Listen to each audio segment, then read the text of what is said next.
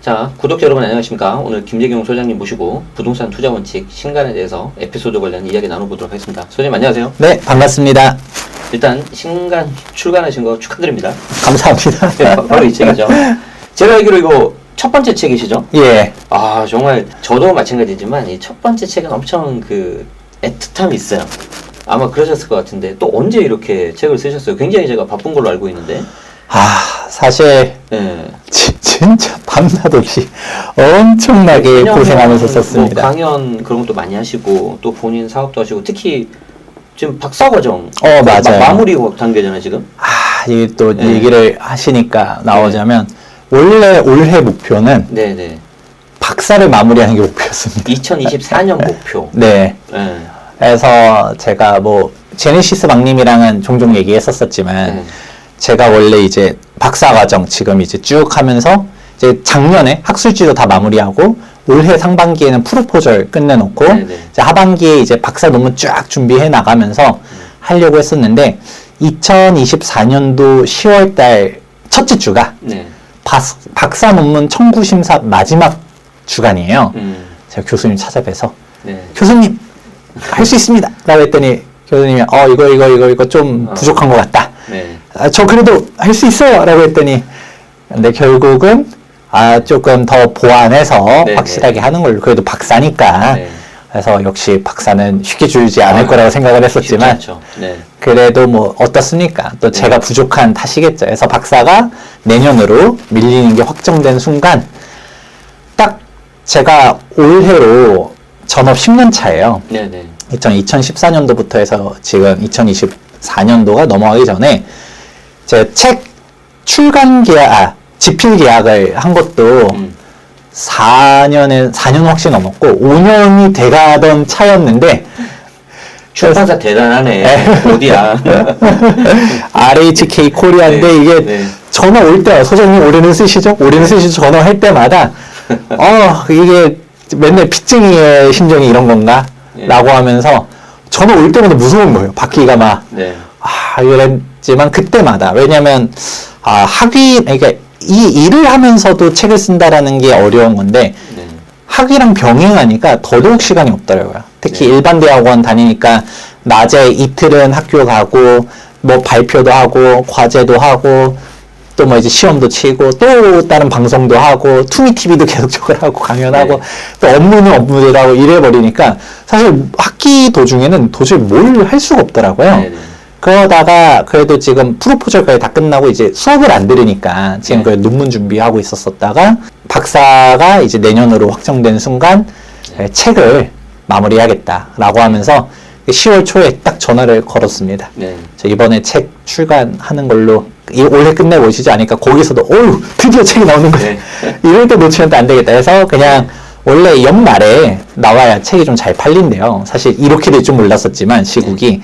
근데 이제 12월 중순 출간을 잡아놓고 역산해서 이제 1월 초부터 1장 써서 던져주고 그럼 거기서 이제 교정교를 보고 있고 2장 써서 주고 3장 써서 주고 4장 5장 이렇게 주고 나중 가서 이제 쭉 순서대로 한번 다시금 배열. 왜냐면 순서 중에서도 5장을 먼저 쓴 것도 있었고 장 쓰다 보면 먼저 쓰기 편한 것 먼저 썼거든요. 그러니까 또 중복되는 말 제외하고 뭐하고 하다 보니까 진짜 주말 다 반납하고 목차는 사실 그 전부터 잡아놓긴 했었어요. 네, 바로 이 책인데 주경야독하면서 쓴 책입니다. 많이 관심 가져주시고 여기 보면은 이제 쭉 설명이 나와 있는데 굉장히 많이 바쁘시죠? 특히 이제 뭐 신축 아파트에 대한 거 재개발 재건축 상급지 옥석 가리는 거 정비사업 등의 정비사업으로 워낙 전문가이시니까 그리고 이제 부동산 입지 판단 기준 이렇게 좀 나와 있고 굉장히 많은 내용이 나와 있고요. 많은 분들이 또 이렇게 추천을 해주셨어요. 뭐 우리 빠숑님도 계시고 그리고 이제 이상호 대표님 이렇게 했습니다. 아까 말씀하셨던 그 이제 목차들이 있는데 이제 부동산 투자가 이제 끝났다는 착각 이제 요것도 이제 아니라는 거죠. 그래서 이제 여기에 대한 내용이 좀 있고요. 2장에 대한 거는 역시 이제 신축 아파트 요즘에 워낙 인기가 많잖아요, 그렇죠? 여기에 대한 내용도 있고. 3장이 이제 재개발 재건축 이제 주 전공이십니다. 지금 박사 과정도 이쪽으로 하고 계시죠. 그쵸. 그렇죠. 네. 그리고 이제 4장 아마 여러분들이 제일 좋아할 수 있는 우리 채널 구독자분들이 좋아하실 수 있는 이제 부동산 세금과 정책. 그리고 이제 요거는 저희가 이제 앞에 영상에서 다른 영상에서 또 우리가 상세하게 설명을 좀 드렸습니다. 자, 5장 부동산 투자 마인드 및 입지 분석. 이거 투자 마인드만 살짝 좀 말씀해 주시고 어떤 투자 마인드를 가져야 됩니까? 소장님. 이거는 아마 역시 많이 보셨을 텐데 네네네. 사실 부동산 처음 투자하시는 분들이 되게 막연하게 얘기하시는 분들이 되게 많아요. 네네네. 그리고 막연함을 좀 구체해야 된다라는 얘기들도 있지만 그건 너무 뻔한 얘기보다도 사실 진짜 이게 별로 중요하지 않은 뭐 중요하긴 중요한데 네. 제가 봤을 때는 사소한 거에 집착하시는 분들이 되게 많아요. 예를 들어서 아마 주변에 이런 분들 많이 보셨을 거예요. 네. 예를 들어 내가 매수하려고 한 집이 있었어요. 네. 집을 다 봤어. 너무 마음에 들어. 도무수도 좋아. 가격도 마음에 들어서 애초에 내가 매수하려고 했었다라는 것 자체가 다 둘러봤을 때 제일 좋은 물건이니까 살려고 결정했었을 거 아니에요. 네네. 계절을 달라 했더니 매도자가 가격을 틀어. 가격을 올려. 네네. 그래버리면 기분이 나빠서 안 사버린다든가. 물론 이제 올린 금액에 따라 좀 다를 수는 있는데 네. 뭐 너무 과한 정도라면은 그럴 수 있겠지만 그게 감당할 수준이면 해볼 수 있는 건데 그죠? 근데 감당할 수준 이게 감당의 이제 영향은 사람마다 다르겠지만 그렇죠. 갑자기 막 1억씩 올리는 거는 모른다 하더라도 네네. 그냥 한 1,000, 2,000 올렸으면 물론 그것도 큰 돈이긴 하지만 큰 돈이긴 하지만 우리가 그래도 그만큼 동호수도 괜찮고 그 사람도 올리려고 했었을 때는 막상 팔려고 하니까 고민이 된 거거든요. 물어보면 야 왜 그렇게 제일 싸게 파냐 라는 얘기 드니까 그래 내 동호수에서 이 정도는 받아야 돼 그래서 올렸을 텐데 근데 거기에 대해서 이런 분들이 있어요. 그래도 그걸 가겠다 라고 한다든가 아니면 얘보다는 조금 동호수는 떨어져도 얘가 그러면 한 1,000만 원 더 싸니까 그럼 이 물건을 갈까? 아니면 같은 금액에서 동호수가 좀 더 좋은 A 물건을 찾다가 B 물건을 갈까? 이렇게 해야 되는데 그런 전향적인 마인드가 아니라 감정적으로 대입하시는 분들이 되게 많아요. 네. 가격 다시 그 금액 안 좋아서 또 안 사요. 그 금액 다시 나오거나 네. 아니면 비슷한 물건 나오면 연락 주세요. 저랑 연이 아닌가 보죠. 네. 하는데 그게 연이 아닌가 보죠 하는 순간 부동산 투자에서의 영이 또 떨어져 나가는 경우들도 있다. 그러면 제가 어떤 표현을 드렸었냐면 책에서도 부동산 투자는 시점 선택이 70%. 여기 나오네요. 네. 입지 선택이 25%. 물건 선택이 5%라고 얘기를 드렸어요. 물건. 네. 네네. 그러니까 예를 들어서 우리가 아크로 리버파크 당연히 예를 들어 살려고 했었을 때 언제 샀느냐가 제일 중요하겠죠. 그렇죠. 2014년도 당시 미분양 날 때 그때 분양가 13억이었어. 그때 샀어야 될 걸 한다 하더라도 근데 여기서 말하는 시점이 7할이라는 얘기를 여러분들이 오해하면 안 되는 게 우리가 타임머신 타고서 왔다 갔다 할 수 있는 게 아니잖아요. 그렇죠.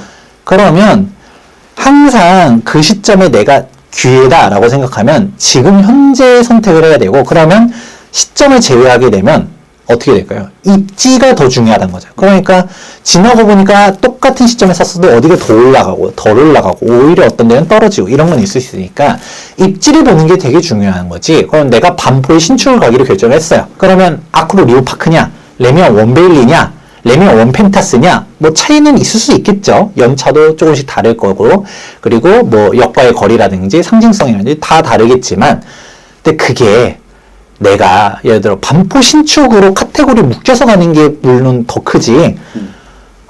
내가 레미안 원베일리를 살 거 원펜타스를 잘못 샀어. 이런 사람이 있을까요? 네, 거의 뭐 의미 없죠. 의미가 없다라고 보셔야 되고요.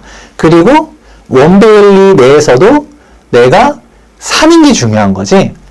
물론 한강뷰냐 아니냐에 따른 가격 격차는 분명 존재하지만 우리가 한강 안 보이는 1층을 샀다고 가정한다 하더라도 1층이 안 올라갈까요? 그렇죠. 올라가죠. 올라가죠. 차이만 좀 나지. 네, 우리가 싸게 사서 물론 뷰값 안 냈잖아요. 네. 뷰값 안 낸 만큼의 차이가 있는 거지. 그만큼 똑같이 올라가죠. 그러면 너무 사실 진짜 집값에 따라서 제일 중요한 거는 따로 있는데 사소한 거에 집중하다가 우리가 숲을 보지 못하고 나무를 본다라는 표현도 있잖아요. 그러니까 소탐비실 할 수도 있는 것이죠. 그러니까 우리가 마인드 세팅이라는 거는 사실 괜히 나 이때 투자해야지라는 생각을 했었으면 그때 만약에 내가 보던 매물은 당연히 제일 쌀 가능성이 높아요. 네. 그러니까 내가 실제 계좌 달라고 했었을 거 아니에요. 네. 걔가 꺾였으면 바로 차선으로 움직여야 되는데 네. 나도 안 사도 돼. 막 그런 분들이 나중에 보면 오히려 더 못 삽니다. 맞아요. 그 가격을 알거든 또. 오히려 그 가격이 보이면 네. 더 못 사요. 내가 20억에 살 수 있었을 때가 있었는데 아른아른 거리면 그러면 그때라도 움직여야 되는데 항상 모든 투자가 똑같아요. 오히려 모르면 그냥 살 수 있어요. 오히려 알면 더 못 사거든요. 그렇기 때문에 우리가 시점이 7할 그리고 입지 선택이 이제 2할 오픈 네. 그 다음에 우리가 지역 선택까지 가는 부분 우리가 선택을 갖다 쭉쭉쭉쭉쭉 내려가는 부분들을 갖다가 어떤 식으로 판단해야 되느냐에 대해서도 한번 쭉 설명해 봤습니다. 네네네. 그리고 이제 에필로그가 나와서 참 이게 부동산 공부가 쉽지 않다. 계속 해야 된다. 이렇게 마무리를 해주셨어요. 네. 이 책은 어떤 분이 가장 보면 좀 좋을 것 같아요, 소장님? 네. 저는 사실 부동산에 있어서 네. 이제 다양한 분들이 읽을 수 있도록 첫 책인 만큼 네네.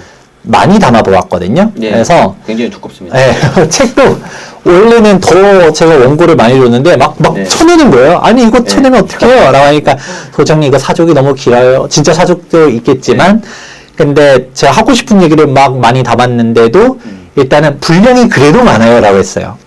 그러고 보니까 진짜 두껍습니다. 네. 막 이제 400페이지가 넘는데 네. 이렇게 할 때 또 많은 사람들 여러분들이 진짜 초보자다 불임이다 라고 해도 어떤 식으로 부동산의 투자 판단 당장 시장 관련된 내용들도 있고 네. 우리가 어떤 식으로 시장이 흘러가느냐 그리고 아파트냐 비아파트냐 투자에 대한 이제 상품들 그리고 입지를 보는 방법 쭉 담아놨으니까 그런 부분 관련해서도 내가 처음 접근할 때도 어려울 수도 있겠지만 네. 사실 이거를 1장부터 끝까지 쭉 읽으라고 하기보다는 이게 제가 이 책을 총론적이면서도 강론적이다 라고 보고 있거든요. 필요한 것만 먼저 봐도 된다는 얘기. 그럼요. 네네. 그러니까 1장이 나는 시장 올라갈 것 같아. 네. 나는 그냥 지금 투자를 할 거야 하면 1장 스킵하고 네. 바로 움직여도 되는 거죠. 이론적인 거 빼버리고. 그러면은 5가지 아까 챕터 중에서 가장 중요한 거 하나를 꼽는다면? 이 책에서?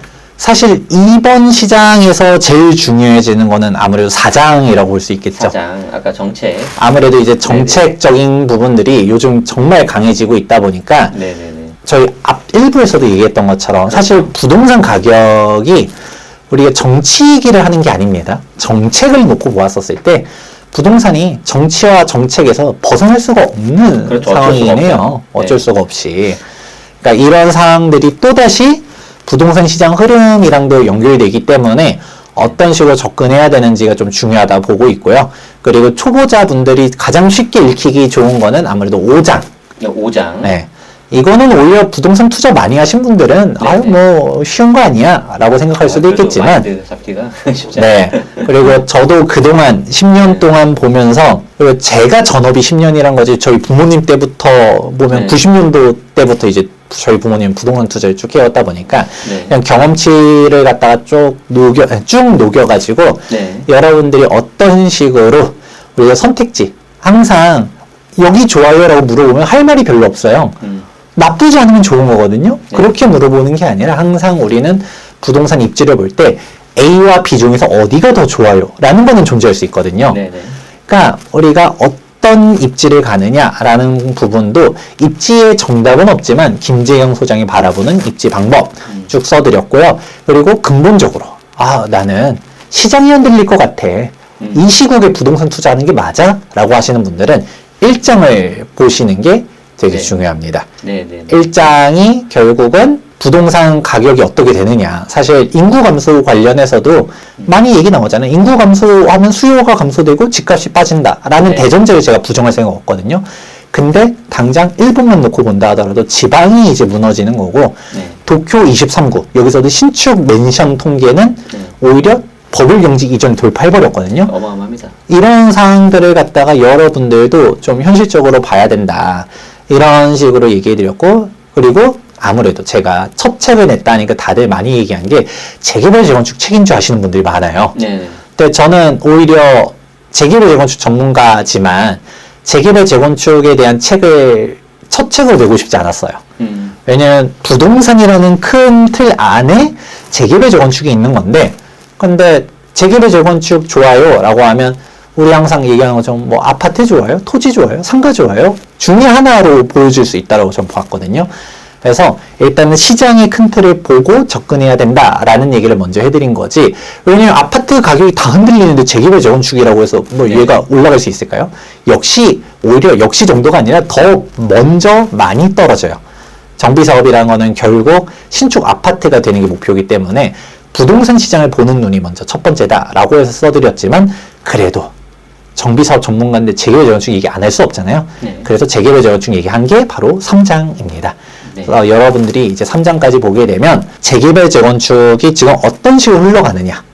그래서 정비사업 시장 2025년도 분명 어려울 겁니다. 근데 이 와중에서도 옥석을 가리는 방법이 무엇인지, 사업성은 어떻게 체크하는지, 그러면 어떤 재개발 재건축 단지들이 살아남을 수 있을 것인지, 그래서 마지막 신축 아파트가 되는 옥이 무엇이냐를 볼 수 있는 방법.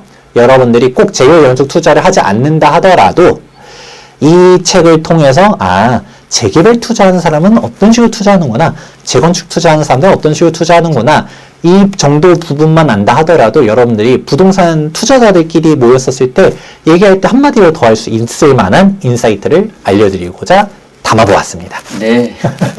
책 소개까지 감사드리고, 구체적인 내용을 한번 좀 책 참고하시면 좋을 것 같고요. 그리고 아까 말씀하신 그 4장 정책에 대한 거는 이제 저희가 이제 이전 영상에서 굉장히 좀 자세하게 설명을 해드렸기 때문에 그것도 같이 보시면은 너무 좋을 것 같습니다.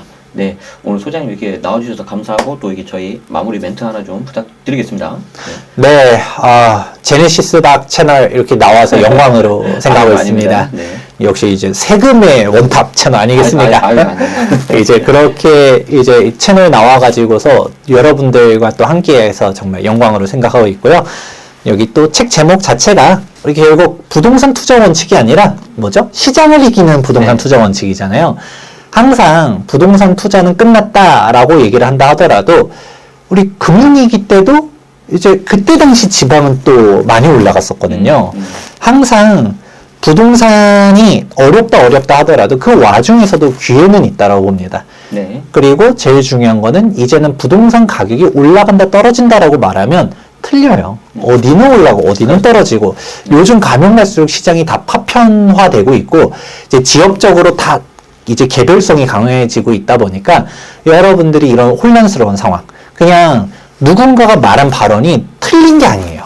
어렵다, 뭐 힘들다, 아니면 올라간다, 좋다라고 말하는 게 틀린 게 아닌데, 그게 그 대상이 다 다르다라는 게 좀 문제죠. 그래서 여러분들이 이렇게 혼란스러울 때 기준이 있는 분들은 저분이 어떤 얘기를 하시는구나 라는 걸 알겠지만, 그 기준을 잡을 때 우리 투자 원칙, 네. 그래서 시장을 이기는 부동산 투자 원칙 정말 열심히 준비해 보았고요. 네. 제가 앞에서 얘기했던 것처럼 지필은 올해 끝내야겠다라고 하면서 2달 만에 막 으악 죽어라 썼지만, 사실 2달 만에 썼을 뿐이지 내용은 한 4년, 5년 전부터 출판 계약하면서 어떤 내용을 전달할까, 특히 재개발 재건축 책이 아니라 시장의 전반적인 내용들, 여러분들이 초보부터 고수까지 알 수 있도록 어떤 포인트들을 담아줘야 될지에 대한 고찰들이 많이 담겨져 있습니다. 그래서 여러분들도 이제 책 큰 도움 되실 거라고 저 믿어 의심치 않고요. 많은 사랑과 응원 부탁드리겠습니다. 네, 많은 사랑과 응원 부탁드리고요. 오늘 이렇게 나와주셔서 아주 소중한 말씀 조언해주신 소장님께 다시 한번 감사 말씀 드리겠습니다. 고맙습니다. 네, 감사합니다.